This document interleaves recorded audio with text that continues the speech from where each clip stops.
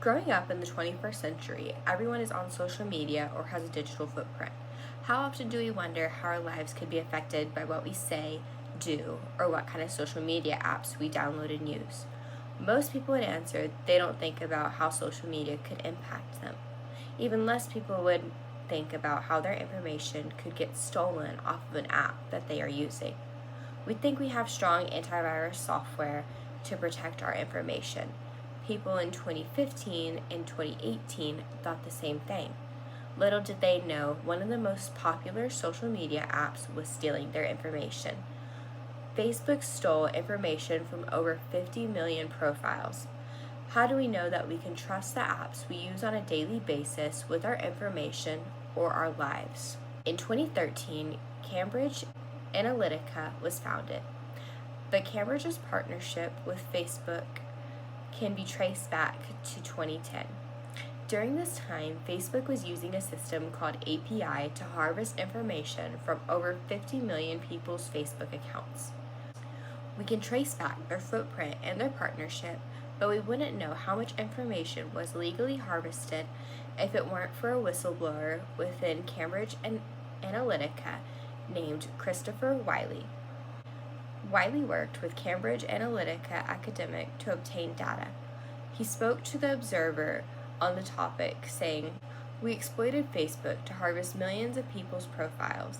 We built models to exploit what we knew about them and target their inner demons.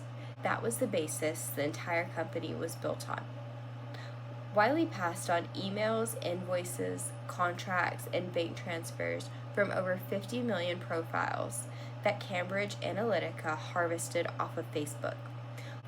Wiley's observations on what Cambridge Analytica was built to do supports the claims and evidence that information was being stolen, as well as proves this to be one of the largest breaches of information online in history.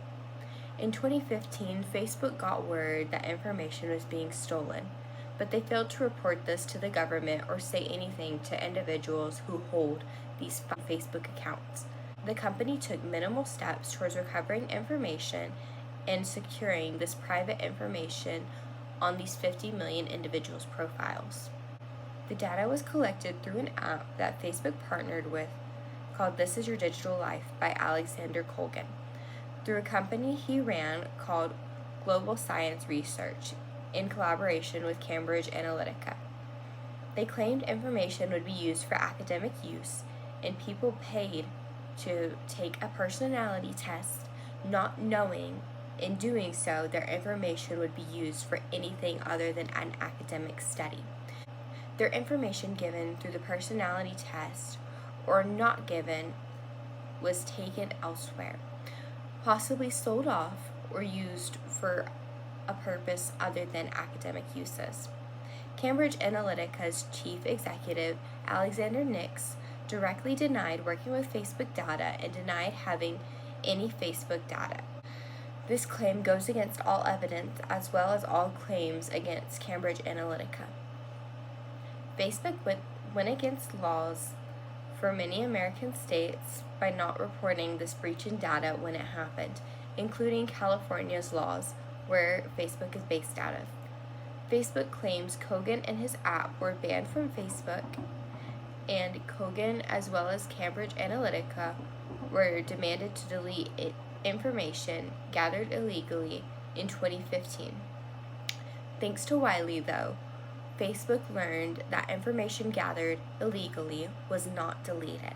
According to digitalcommons.unl.edu, since Facebook systems weren't bypassed and data was misused by a third party that clearly violated Facebook's terms and conditions, the incident therefore doesn't qualify as a data breach.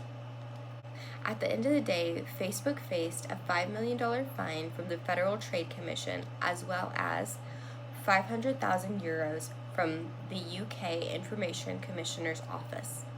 Is $5 million really enough for a trillion-dollar company not to commit such crime again? Time will only tell. But this again raises the question, what social media apps and platforms are you trusting your information with?